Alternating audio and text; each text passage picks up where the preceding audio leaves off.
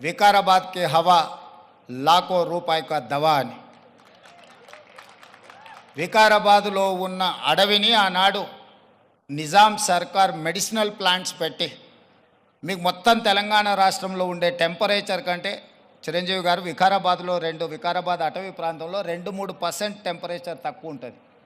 Leprosy వచ్చిన వీళ్ళని తీసుకొచ్చి ఇక్కడ వికారాబాద్ ప్లాంటేషన్ అక్కడ వదిలేస్తే 2 monthsలో ఆటోమేటిక్ ఏ ట్రీట్మెంట్ అవసరం లేదు. ఇక్కడ ఉండే ప్రకృతి సహజ వనరుల వల్ల వాళ్ళకి ఆ రోగం నివారించబడుతుంది. గతంలో మెడికల్ ట్రీట్మెంట్ లేనప్పుడు ఎవరికైనా లెప్రసీ వస్తే వాళ్ళ కుటుంబ సభ్యులను ఇక్కడ తీసుకొచ్చి వికారాబాద్లో వదిలేస్తే 2-3 నెలల తర్వాత వాళ్ళని మళ్ళీ తీసుకెళ్తే వాళ్ళు టీబీకి సంబంధించి ఏ సమస్య వచ్చినా ఇక్కడ ఆ కుటుంబ సభ్యులను వదిలేసిపోతే 2-3 నెలలలోనే ఆటోమేటిక్ ఇక్కడున్న ప్రకృతి సహజ వనరులతో వాళ్ళకి తగ్గిపోయేది.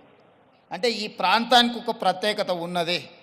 అందుకే ఈరోజు జిందాల్ లాంటి వాటికి ఎక్కడికో వెళ్ళడం కాదు, ఇక్కడనే పెద్ద పరిశ్రమలకు సంబంధించిన వ్యక్తులు తొందరలోనే ఇక్కడ పెద్ద ఎత్తున ఏర్పాటు చేయబోతున్నారు వికారాబాద్ ప్రాంతంలో.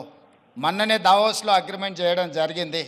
తొందరలో వికారాబాద్ ప్రాంతాన్ని ఎకో టూరిజంలో పూర్తి స్థాయిలో అభివృద్ధి చెయ్యాలని ప్రభుత్వం ఏదైతే అనుకుంటుందో ఒక అడుగు ముందు ప్రభుత్వానికంటే రామ్దేవ్ గారు వేసి ఇంత మంచి వ్యవస్థని ఇక్కడ ఏర్పాటు చేసిండు.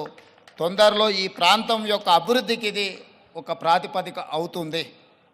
అందుకే ఈరోజు ఈ నిర్వాహకులను రామ్దేవ్ గారిని మనస్ఫూర్తిగా తెలంగాణ రాష్ట్ర ప్రభుత్వం అభినందిస్తుంది. ఇంకా రావాలి ఇట్లాంటి పర్యాటక క్షేత్రాలు.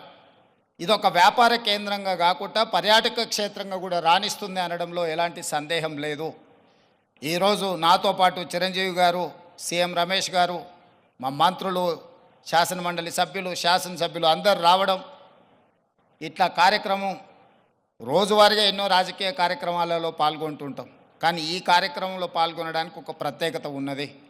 ఈ ప్రత్యేకత రాష్ట్రం యొక్క ఆలోచనకు అనుగుణంగా ఉన్నది.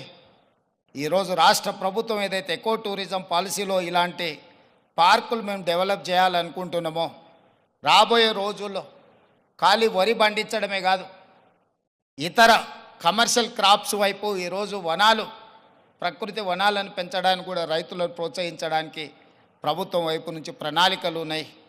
వాళ్ళందరికీ కూడా ఇలాంటి వ్యాపార కేంద్రాలు ఉంటే రైతులు పెంచే మొక్కల్ని కొనుగోలు చేయడానికి అవకాశం ఉంటుంది. 1 కోటి మొక్కల్ని తెలంగాణ రాష్ట్ర ప్రభుత్వం పెట్టాలంటే ఎక్కడో ఒకడ గ్రామాల దగ్గర ఆ మొక్కలను పెంపడానికి క్షేత్రాలు ఇస్తున్నాం. కానీ 6 నెలలు సంవత్సరమే పెంచితే అవి మేము నాటినప్పుడు 20-30% కంటే ఎక్కువ బ్రతకడం లేదు.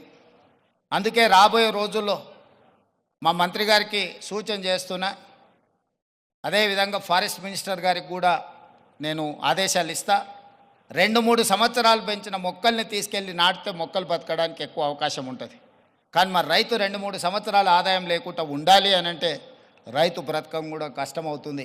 అందుకే దానికి తగ్గట్టుగా ధర చెల్లించి రాష్ట్ర ప్రభుత్వమే కొనుగోలు చేసి రాష్ట్ర ప్రభుత్వం నాటే హరితహారం మొక్కల్ని 3 సంవత్సరాలు 4 సంవత్సరాలు పెంచిన పెద్ద మొక్కల్ని నాటితే అది ఒక్క సీజన్లో మనం కాపాడుకోగలిగితే చాలు, అది తప్పకుండా చెట్టుగా వృక్షంగా మారే అవకాశం ఉంటుంది.